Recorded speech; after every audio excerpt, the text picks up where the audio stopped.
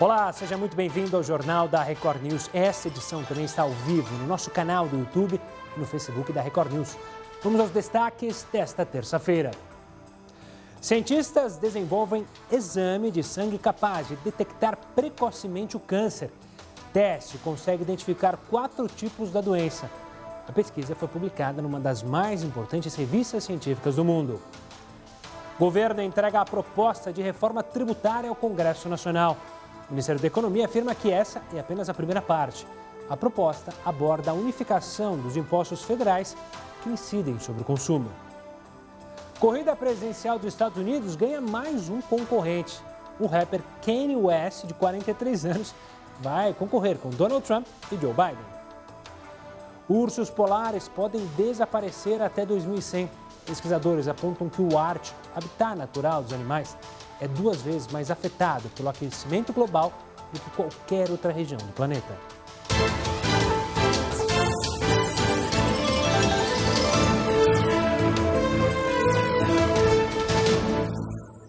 Veja só que imagem forte. O filho de uma senhora de 73 anos escalou a parede do hospital até a janela para se despedir da mãe que estava internada com coronavírus. Sem poder entrar no local por causa do risco de contaminação, a solução encontrada por Jihad foi observar sua mãe sentada na janela do quarto. Segundo informações do hospital, o garoto visitou a mãe pela janela todos os dias, até, infelizmente, a morte dela no dia 16 de julho. Se você pudesse escolher hoje um destino para ir quando tudo isso passar, para onde iria? Uma pesquisa mostrou quais são os lugares que nós, brasileiros, mais queremos visitar e qual as pessoas querem passar longe. Veja agora na reportagem. Muita gente está aproveitando o período de isolamento social para planejar a próxima viagem. Um levantamento realizado pela OnePool e encomendado pelo site hotéis.com mostrou que 90% dos entrevistados passaram a valorizar mais a possibilidade de viajar depois de meses de confinamento. O desejo de conhecer novos lugares, a vontade de se sentir relaxado e até mesmo a liberdade para fazer o que quiser são algumas das expectativas para as viagens pós-coronavírus. E parece que os viajantes não veem a hora de colocar os pés na areia. De acordo com a pesquisa, a maioria dos brasileiros deseja ir à praia quando tudo isso passar. Florianópolis, Fortaleza e Rio de Janeiro são os destinos nacionais mais desejados. Quando o assunto é viajar para o exterior, os brasileiros parecem ter cautela. Apenas 19% dos brasileiros pretendem viajar para fora logo de cara. Nesse caso, Estados Unidos, Portugal, Itália e França são os principais destinos. A China e a sua capital, Pequim, ficaram no final da lista de desejos dos brasileiros. A explicação é que, provavelmente, vão demorar para dissociar o país do início do surto de coronavírus. Apesar da vontade de conhecer novos destinos, sejam eles nacionais ou internacionais, os brasileiros ainda têm receio de embarcar. 44% dos entrevistados acreditam que só se sentirão totalmente seguros depois que a vacina ou a cura para a Covid-19 for desenvolvida. E a Justiça de Minas Gerais multou a Câmara de Vereadores da cidade de Tocantins por falta de dados no portal da transparência. O Heródoto Barbeiro está aqui com a gente, tem mais informações sobre esse caso. Antes de mais nada, olá, Heródoto. Olá, Gustavo, acho que eu vou escolher então viajar para Tocantins. Porque na minha santa ignorância, eu sempre achei que Tocantins fosse só o estado, mas não é. Fiquei descobrindo aqui através do Tribunal de Justiça de Minas Gerais que tem um município em Minas Gerais chamado Tocantins. Agora, o que é que chamou a atenção? O que chamou a atenção é que o município foi punido, e eu gostaria de mostrar alguma coisinha aqui, já que nós vamos ter eleição municipal agora, e nós vamos escolher vereador, nós temos que ficar de olho na Câmara Municipal. Então, como assim ficar de olho? Olha, para ficar de olho é muito fácil. Basta você fazer como você faz aqui, que nós temos também multiplataforma. Está lá na internet, tem que estar na internet de todas as câmaras municipais do país, mais ou menos umas 5.600, o chamada transparência. Portal da transparência da Câmara Municipal. E aí, qualquer cidadão que paga imposto, vai pagar o IPTU, paga o ISS, ele tem direito de saber o seguinte, o que eles estão fazendo com a minha grana. Então, vamos lá no passo a passo. Nosso segundo passo é o seguinte, eu olho lá nesse portal da transparência, mudamos a telinha para a gente ver o seguinte, olha lá, eu posso constatar qual é o salário dos vereadores, qual é o salário dos servidores, qual é o salário daquele pessoal que é nomeado, vamos dizer assim, de livre vontade do vereador. Eu posso saber licitação, quero saber o seguinte, quanto é que nós estamos pagando aí de varreção de rua, quero saber quanto é que a gente está pagando de coleta de lixo e também ficar de olho para saber se tem viagem, porque às vezes os vereadores viajam para melhorar a sua cultura, para poder aprender mais, para poder tratar melhor a cidade. Então nós temos o direito de saber se tem viagem, quanto gastar na viagem por aí afora. Outra coisa, isso está garantido na lei, portanto, é um direito de todo cidadão do nosso país. Mas se eles não cumprirem, o negócio é bater na porta da justiça, como fizeram alguns lá em Minas Gerais. Bate na porta e há ações da justiça. Eu digo, bom, mas aí, acontece alguma coisa ou não? Quer ver? Dá uma viradinha na tela que eu vou mostrar.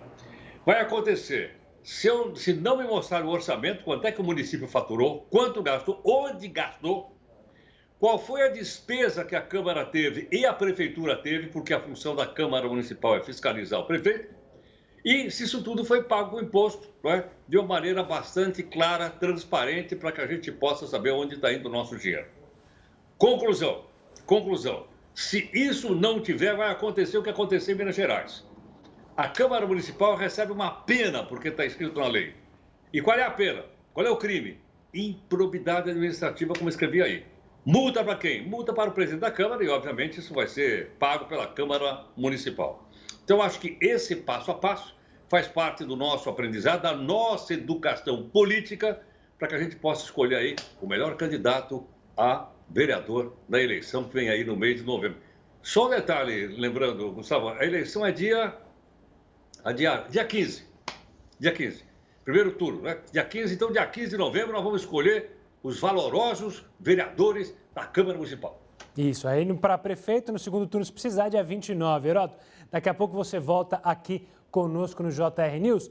Agora a gente fala de cientistas que desenvolveram um exame de sangue capaz de detectar 5 tipos de câncer precocemente. A novidade foi criada por pesquisadores da China e da Califórnia, nos Estados Unidos. Os tipos detectados são o colo retal de estômago, esôfago, pulmões e fígado.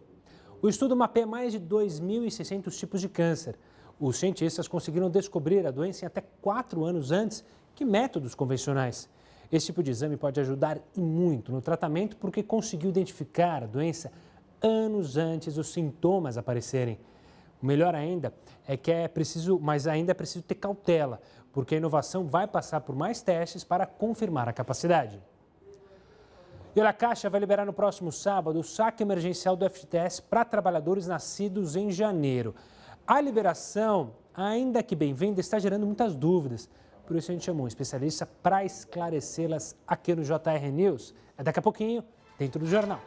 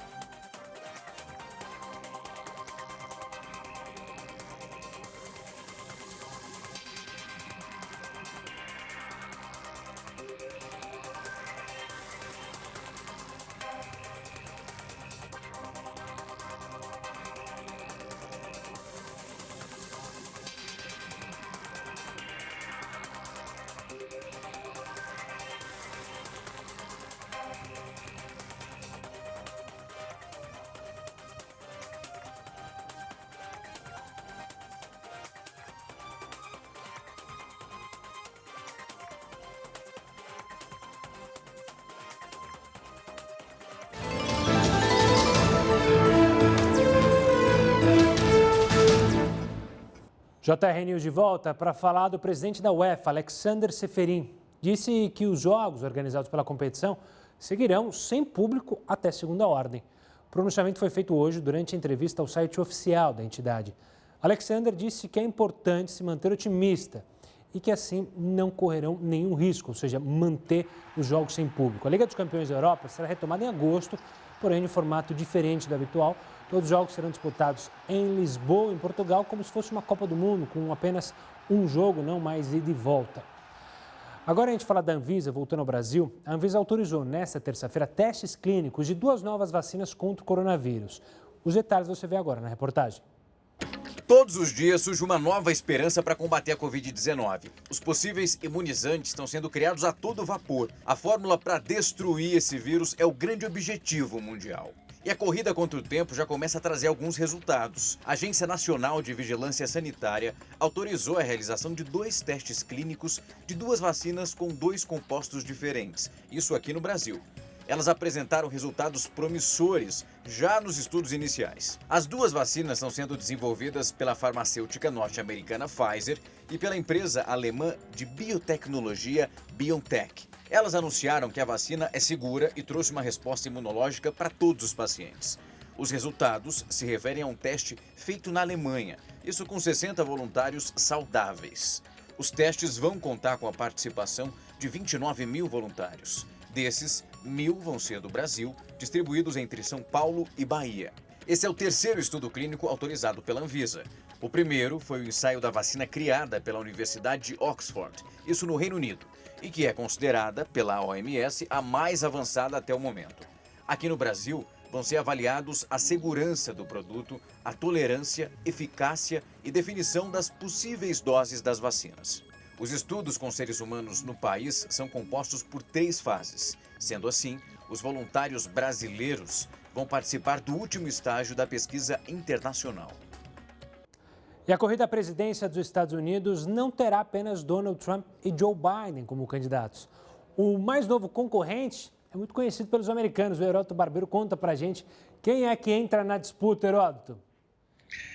Olha, Gustavo, eu escrevi até o nome dele aqui para não errar. Por que razão? Porque ontem eu pisei aqui na bola.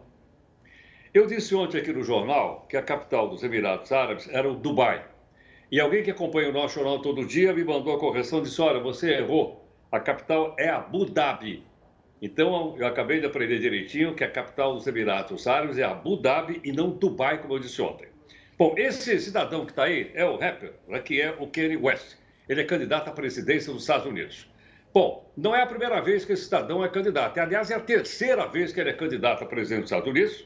Ele até já mandou uma hashtag lá para o pessoal que quiser votar nele. A hashtag dele é 2020, né? Visão, vision em inglês, e ele está fazendo campanha política. O que ele defende? Ele, por exemplo, é absolutamente contrário ao aborto. Ele é anti-aborto e o discurso dele tem uma forte conotação religiosa cristã, de uma das religiões cristãs existentes nos Estados Unidos. Quer dizer, bom, mas ele então é um candidato, Em outras eleições americanas, há outros candidatos. Houve a eleição, por exemplo, que teve 20 candidatos. Aí se você me perguntar, bom, mas pera um pouquinho aí. Qual é o candidato, então, do rapper que nós estamos mostrando aí? Não é? Do Kanye West. Ele não tem partido. Espera um pouquinho. Mas não tem partido e pode ser candidato à presidência dos Estados Unidos? Pode. Aliás, Gustavo, não é só nos Estados Unidos. Eu estava olhando uma pesquisa aqui, 97 países do mundo. Você pode ser candidato sem estar afiliado a nenhum partido político. Não é o caso do Brasil, hein? Aqui no Brasil você tem que entrar no partido, conhecer o dono do partido, o chefe do partido, pegar a grana, né, do fundo partidário, que vai ser de 2 bilhões esse ano. Lá não. Você quer fazer campanha, meu amigo? Bota a mão no bolso. E ele é um cara rico, ele vai poder botar a mão no bolso. E os outros 2 adversários dele também são ricos, ou então vai ter doação. Então, agora você tem o candidato do Partido Republicano, que todo mundo sabe que é o Donald Trump, está querendo se reeleger, e o candidato adversário do Partido da Oposição, Partido Democrata, que é o Joe Biden, que, aliás, foi vice-presidente do Barack Obama, que todo mundo lembra. Então, está lançada aí a campanha, né? Nós vamos ter uma quantidade maior de candidatos e, na medida que a eleição for avançando, porque, na verdade, o que decide não é o voto popular, é o voto lá do colégio eleitoral. Mas isso a gente vai explicando devagarinho, tá, para a gente entender bem, né, o que acontece no dia 3, ou o que vai acontecer no dia 3 de novembro, que é o dia da eleição americana. Atenção aí, hein? Lá não tem segundo turno. Boa, É isso aí, Gustavo. Boa, Heroto. Daqui a pouco você volta aqui dentro do JR News. Agora a gente fala de um novo estudo que aponta que os ursos polares podem desaparecer até 2100. Veja agora o motivo na reportagem. Atualmente existem no mundo 25 mil ursos polares, divididos em 19 subpopulações.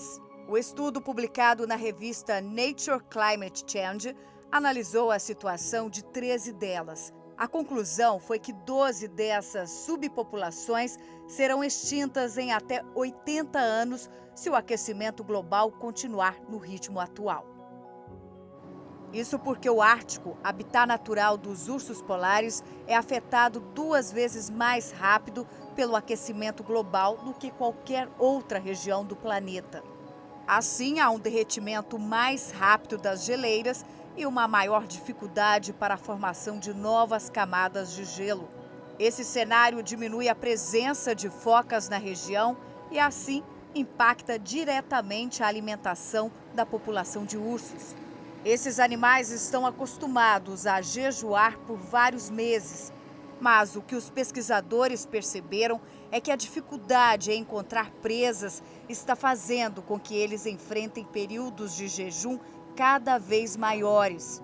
No estudo, os pesquisadores calcularam o quanto esse período sem alimentação reduz o tempo de vida dos ursos. Veja, um urso que entra no período de jejum com peso normal consegue sobreviver a essa situação por 200 dias. Já um urso que começa o jejum com peso 20% abaixo do normal sobreviveria apenas 125 dias. A situação fica ainda mais complicada para as fêmeas. Elas precisam acumular gordura para a produção de leite para os filhotes e para se manterem durante o período de gestação. Apesar da situação preocupante dos ursos polares já ser conhecida há muito tempo, esse é o primeiro estudo a determinar uma linha cronológica para a extinção da espécie. Olha, o saque de até R$ 1.045 do FGTS, liberado pelo governo federal para amenizar a crise causada pelo coronavírus, ainda gera muitas dúvidas. Para entender quem tem direito a esse auxílio, nós vamos conversar com a advogada especialista em Direito do Trabalho, Cláudia Ayabe. Cláudia, obrigado pela participação aqui conosco. Cláudia, explica para o pessoal, todo mundo tem direito a receber esses valores? Tem FGTS, você tem sua conta de FGTS, tem esse valor, você pode sacar? Boa noite, Gustavo. Boa noite a todos. Não são todas as pessoas que têm uma conta no FGTS. Então, profissionais autônomos ou pessoas que nunca trabalharam com carteira de trabalho assinada, por exemplo, não teriam direito a esse fundo, né, de FGTS. Então, só aquele que foi empregado ou é empregado, registrado, que tem uma conta na Caixa Econômica de fundo FGTS. E, Cláudia, uma questão que tem deixado muita gente confusa, né? Criou-se um calendário, aí tem um aplicativo, o saque não pode ser imediato. Explica para a gente como é que tem sido o funcionamento da disponibilização desse dinheiro para o trabalhador. Isso. O governo federal, ele criou um calendário baseado no mês de aniversário do trabalhador. Então, por exemplo, se um trabalhador nasceu em janeiro, ele tem esse crédito de até R$ 1.045 depositado numa conta do FGTS dele no dia 29/6/2020. Desde esse dia 29 de junho, ele pode pagar boletos ou contas nessa conta digital. Só que ele só vai poder sacar o valor dessa conta, esses 1.045 que está depositado na conta, a partir do dia 25/7. E é isso que está gerando dúvida, Gustavo, porque as pessoas, elas não sabem quando que elas vão poder utilizar esse dinheiro e quando elas vão poder sacar esse dinheiro. No site da Caixa Econômica Federal tem o calendário explicando as datas corretas que o trabalhador vai poder utilizar esse dinheiro e depois ele vai poder sacar. Num primeiro momento, o governo federal ele estabeleceu que, ainda que seja depositado na conta desse trabalhador o valor de R$ 1.045, ele ainda não pode sacar, mas ele tem esse dinheiro disponível para pagar contas. Então, ele pode pagar boletos por meio dessa conta de FGTS. E aí, só a partir de uma certa data é que ele vai poder ter acesso ao valor desse dinheiro, né? Vai poder sacar esse dinheiro. Se, por exemplo, ele pagou um boleto no valor de R$ 1.000, o saque dele vai ser só de R$ 45. Ele não vai poder utilizar R$ 1.045 para pagar boleto e vai poder sacar mais R$ 1.045. É R$ 1.045 o valor total. Bom, então é importante as pessoas terem essa noção exata, que elas já podem pagar contas, fazerem compras com o aplicativo da Caixa e o saque fica para uma data posterior. Cláudia, só para fechar a nossa conversa, a gente fala em R$ 1.045, mas é bom lembrar que esse R$ 1.045 é só para quem tem esse valor somando uma ou duas contas do FGTS que seja. Quem já sacou por outros motivos ou não bate esse valor, pode ter um valor menor, né? De R$ 500, R$ 600, a soma do que tiver lá nas contas, né?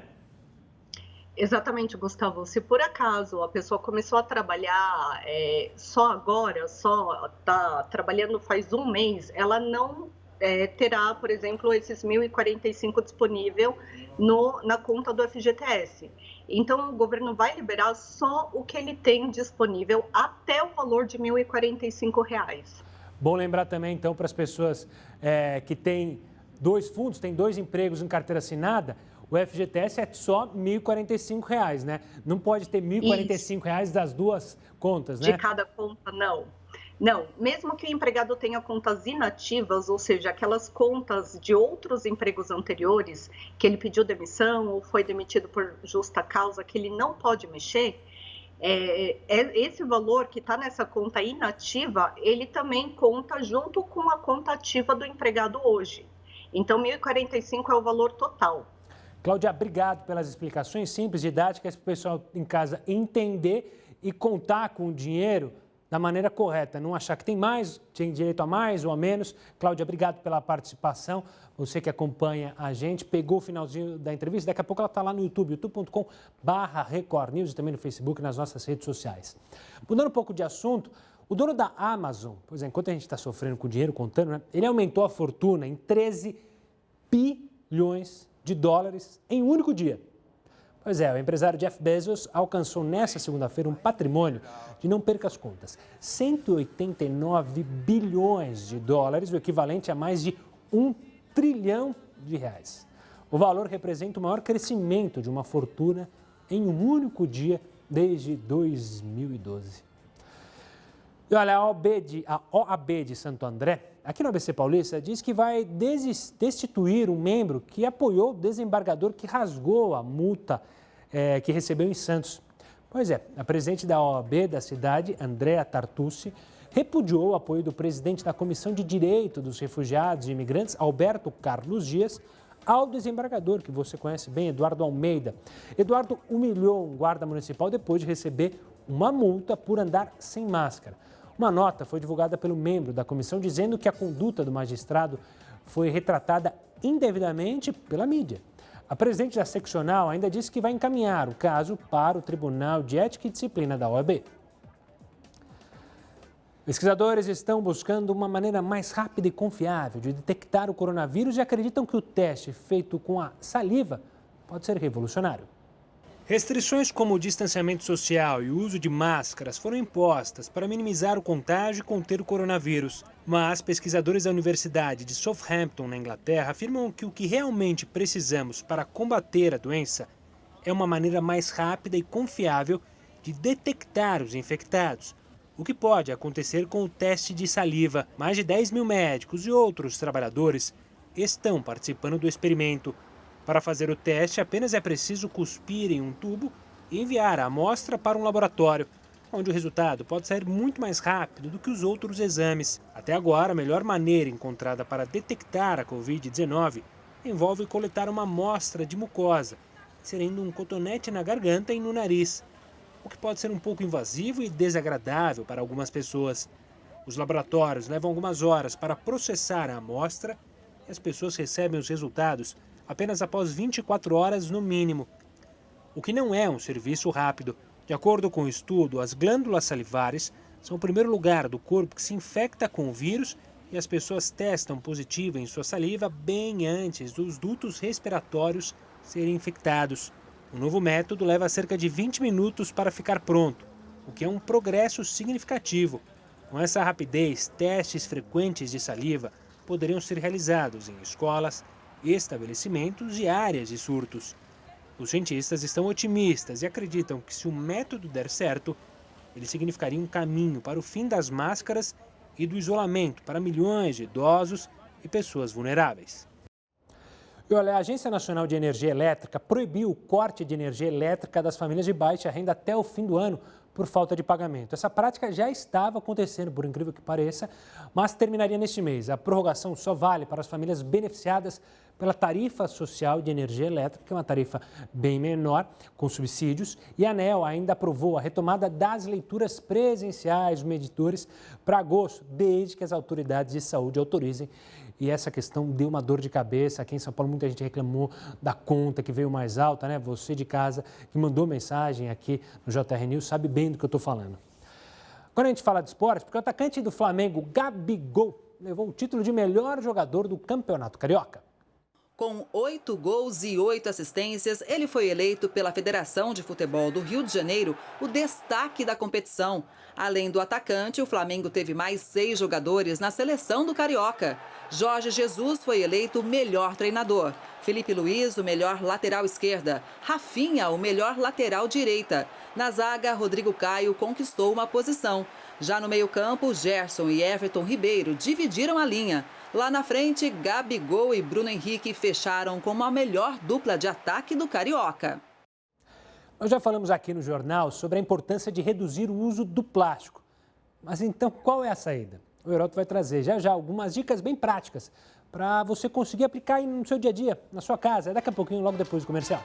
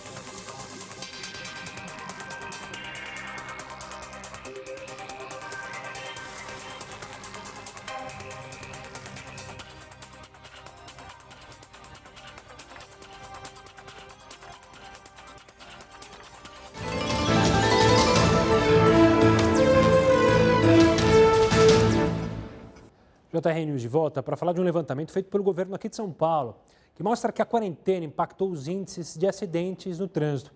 Houve uma redução de 11% no número de mortes de janeiro a junho deste ano, na comparação com o mesmo período do ano passado. Foram 2.321 mortes. É o menor número em um semestre desde 2015.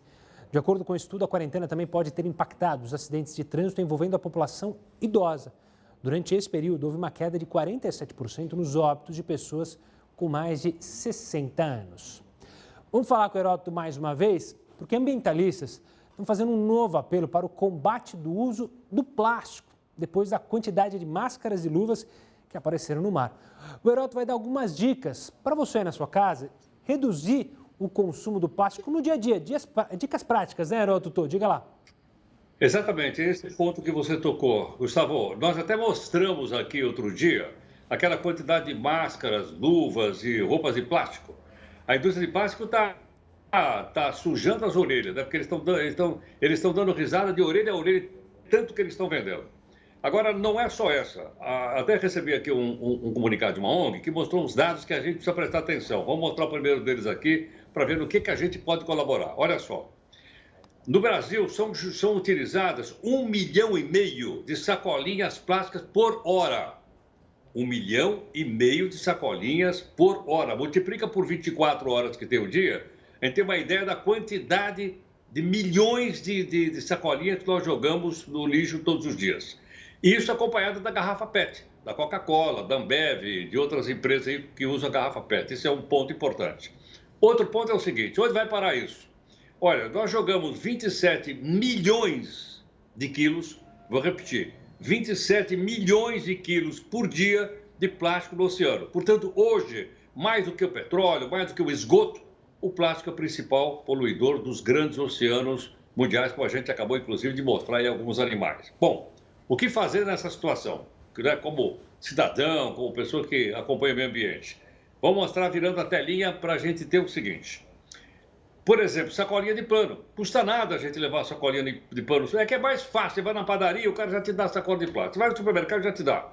Não custa nada. Outra coisa também, isso no qual nós estamos incluídos, Gustavo, é levar canecas no trabalho. Eu mesmo, quando trabalhava aí na redação, em vez de levar minha caneca, né, eu pegava aquelas canecas, aqueles copinhos de água, de plástico. Eu tomava um copinho e jogava o copinho no lixo. Bom, o que mais que a gente poderia ajudar?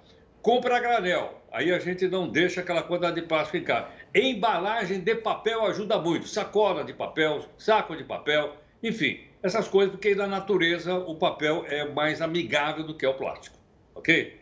Então esses são alguns pontos importantes que a gente poderia ajudar. A outro, qual é? Se tiver embalagem de vidro e de plástico, pega de vidro. Ou então usa o bambu, né? Bambu tem inclusive aqueles palitinhos japoneses chamados hashi. Usa de bambu, garfinho de bambu, coisas de bambu. Mas a gente faz festinha de aniversário, o que a gente faz? Garfinho de plástico, faquinha de plástico, capinho de plástico. Não é nem para fazer um aniversário ecologicamente correto. Quando a gente não faz, olha a imagem que está aí no fundo. Bom, está dado o recado. Agora vamos ver se a turma vai dar uma pequena colaboração, né, Gustavo? Boa, Heródoto. Cada pequena colaboração de cada um, no final, dá um montão, dá uma ajuda boa para os nossos oceanos que estão sofrendo. É bom lembrar que essa é a década dos oceanos, de acordo com o projeto lá da ONU. Heródoto, obrigado pela participação. A gente se fala amanhã. Até mais. E agora a gente fala num projeto de lei aqui da Prefeitura de São Paulo que quer mudar as regras da volta às aulas presenciais na rede municipal de ensino. Ele está sendo discutido na Câmara dos Vereadores. O projeto, veja só, prevê diversas propostas, entre elas a aprovação automática de todos os alunos de todas as séries, com 25% deles estudando em horário integral. Além de aulas extras de recuperação, autorização para a Prefeitura contratar emergencialmente professores e auxiliares técnicos temporários para substituir servidores afastados por causa da pandemia. O projeto deve entrar em primeira votação ainda essa semana e a aprovação final pode sair em até 15 dias. E olha, se não bastasse a possibilidade de uma nuvem de gafanhotos invadir o Brasil, outro inseto também preocupa as autoridades. Só que dessa vez é lá na Inglaterra. Os radares meteorológicos de Londres e cidades ali próximas registraram chuvas nesses locais, mas não chovia naquele momento. O que estava passando, na verdade, pelo sudeste do país era uma nuvem de formigas voadoras. Já ouviu falar?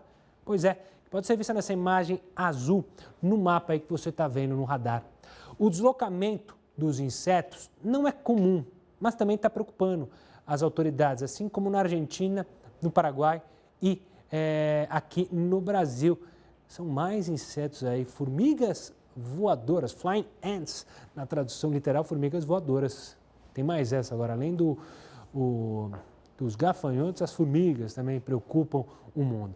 Bom, o governo da Argentina localizou, já que a gente está falando de gafanhoto, uma terceira nuvem de gafanhotos aqui na América do Sul. Desta vez, os insetos estão perto da fronteira com o Paraguai. Mas e aquela nuvem que estava perto do Brasil? Bom, a gente traz mais detalhes e atualizações sobre onde andam os gafanhotos que amedrontam aqui o sul do país. É daqui a pouquinho no próximo bloco.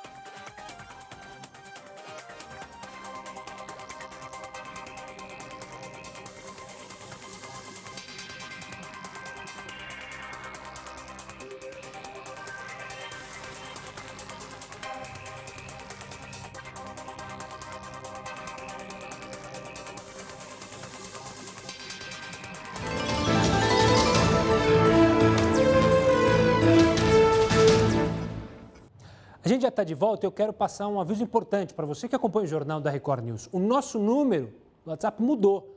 Agora, para mandar uma mensagem para a gente, o telefone é o seguinte, 3300-5555. Vou repetir, 3300-5555. 55. Você manda mensagem, pode sugerir pautas, pode também denúncias. Manda por lá, continue sempre participando. Faça do JR News o seu jornal. Olha, um assunto importante hoje. O governo encaminhou ao Congresso uma proposta de reforma tributária nesta terça-feira. O Júlio Batista, especialista em direito tributário, vai explicar quais são os principais pontos propostos. Júlio, obrigado pela participação. Hoje, como o ministro mesmo disse, foi uma primeira parte e ela trata da unificação. É engraçado, porque quando se fala unificação, acho que todo mundo em casa pensa, pô, simples, vai unificar. Por que é tão complexo unificar impostos e gera tantas discussões? E explica pra gente o que foi proposto pelo governo.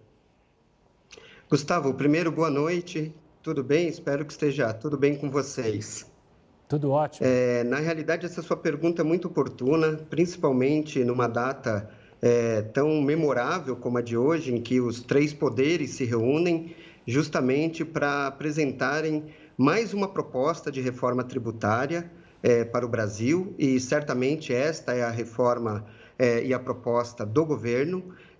As outras duas propostas já estão no Congresso Nacional desde o ano passado, e essa nova proposta do governo, ela traz a unificação um pouco diferente do que as outras propostas estavam contemplando. As outras propostas, elas contemplavam uma unificação de outros tributos, tanto no âmbito federal, quanto estadual, quanto municipal. E essa proposta do governo, ela trouxe nesta primeira fase, tão somente a unificação de duas contribuições, que é o PIS e a COFINS. Então, dessa forma, o que nós vemos é que o governo certamente deve estar imaginando que essa proposta ela possa ter uma aprovação mais rápida no Congresso. O governo imagina que essa proposta ela possa ser aprovada até o encerramento desse ano, mas, a contrário senso do que todos os especialistas e, inclusive, o mercado estava aguardando, é que essa proposta, além dela trazer a unificação tão almejada pelo povo brasileiro, mas que ela trouxesse também uma redução da carga tributária, o que não se vê numa primeira análise. Quando nós olhamos as alíquotas do PIS e da COFINS praticadas atualmente, em contrapartida a essa alíquota de 12% apresentada na proposta, nós verificamos que há possivelmente uma majoração. Acreditamos até que o Congresso, ao analisar essa proposta do governo, juntamente com as outras propostas que já estão nas casas, possivelmente eles possam adotar alguns parâmetros diferenciados, Gustavo. Júlia, como você falou, a expectativa do governo é aprovar mais rápido, justamente porque ela só trata de impostos federais. Não é que nem as propostas lá da Câmara e do Senado, que aglutinavam impostos estaduais e municipais, e isso demora mais, né? Precisa de 2/3 do Congresso, enfim. Além disso, muita gente ficou preocupada, porque imaginava a reforma tributária, imaginava que nessa proposta, que agora ia ser apresentado alterações do imposto de renda, mas isso vai ficar só lá para frente, é isso mesmo? Diante do que o ilustre ministro Paulo Guedes trouxe nessa apresentação de hoje à tarde, ele está, na realidade, dividindo as propostas do governo. Essa primeira proposta de unificação do PIS e da COFINS.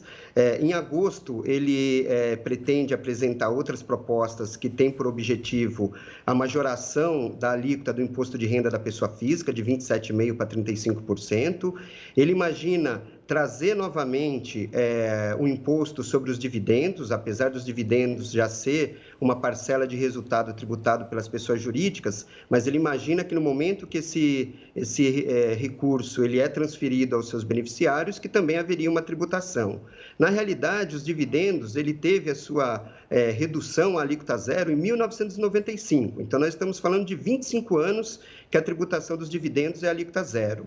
Agora, o governo pretende apresentar também nas suas propostas que seja retomada uma alíquota de 15%. Ele imagina também fazer um ajuste na tributação do IPI, ele pretende dar uma modificada na modelagem hoje da tributação do IPI.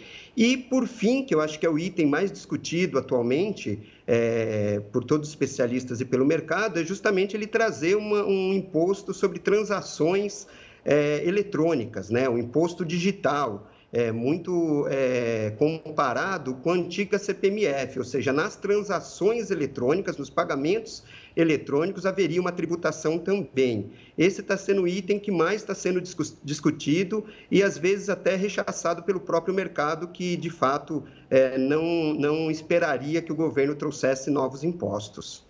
Júlio, eu quero agradecer demais a sua participação aqui, analisando e apontando o que o ministro apresentou hoje lá no Congresso. Então, é bom ficar atento, né? Porque quando fala de imposto, claro que você, cidadão, tem que ficar atento, você pagador de impostos. Olha, existem cerca de 200 zoonoses, que são as doenças transmitidas aos seres humanos por animais. Você vai entender na reportagem o motivo dessas doenças serem transmitidas cada vez mais.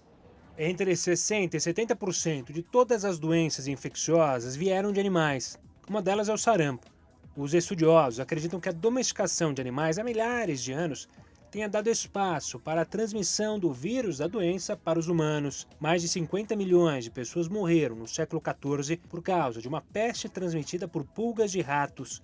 A doença foi considerada erradicada na Europa, ou seja, não existe mais por lá. Mas ainda há muitos registros na África, Ásia e nas Américas. Em 2017, Madagascar registrou 120 mortes. Também foram transmitidas por animais a raiva, tuberculose, o HIV e a toxoplasmose, que é passada por gatos. No caso dos animais domésticos, o que pode ajudar a conter a disseminação de doenças é não deixar que eles durmam na mesma cama que os donos e lavar sempre as mãos. Esse tipo de doença não é transmitida exclusivamente pelo contato direto com algum animal. Pode ser levada pelo ar ou estar presente em alimentos. Os alimentos costumam ser de origem animal, como leite, carnes e ovos. Por isso, é preciso ficar atento ao modo de preparo, cozinhar bem os produtos que necessitam cozimento e não prepará-los em locais insalubres. Muitos estudiosos avaliam a transmissão por animais selvagens como roedores e morcegos. As pesquisas com esses animais foram crescendo desde 2003, quando o SARS, da mesma família do coronavírus, foi descoberto na China. O vírus provoca febre, tosse seca, dor de cabeça, dores musculares e dificuldade para respirar. Mas será que a influência dos humanos sobre o meio ambiente pode ter alguma relação com o crescimento desse tipo de transmissão? O biólogo e veterinário Del Nero explica que essa relação realmente existe. Algumas dessas doenças, elas permaneciam aonde? Somente, por exemplo, em áreas de florestas e com alguns animais que eles acabavam sendo o quê? As barreiras para o ser humano. Como o homem começa a devastar o meio ambiente, destruir as florestas, a cidade começa a avançar e o contato com esses animais também vai aumentando, nós temos aí o aumento das zoonoses. Isso está profundamente relacionado com os impactos que o homem faz no meio ambiente. E a tendência, infelizmente, é piorar. O crescimento das zoonoses deixa claro, mais uma vez, a importância da preservação do meio ambiente. E o governo da Argentina anunciou na tarde desta terça-feira que localizou uma terceira nuvem de gafanhotos no país. A onda de insetos foi encontrada na região de Formosa, próximo ao Paraguai. Até o momento, como eu disse, são 3 nuvens de gafanhotos localizadas na América do Sul. Ainda não se tem muitas informações sobre essa terceira nuvem, nem para que direção ela deve seguir. Os insetos, obviamente, serão monitorados. Já a primeira nuvem de gafanhotos, aquela que está mais próxima ao Brasil, está a cerca de 110 quilômetros aqui do Rio Grande do Sul. O governo brasileiro também monitora a situação e o Ministério da Agricultura afirma que a tendência é que os gafanhotos sigam para o Uruguai. Mas qualquer novidade, a gente, claro, traz aqui no Jornal da Record News. E essa edição fica por aqui. Agradeço a sua participação, agradeço a sua companhia e você fica agora com mais uma edição do Jornal da Record. Tenha uma ótima noite. Tchau, tchau.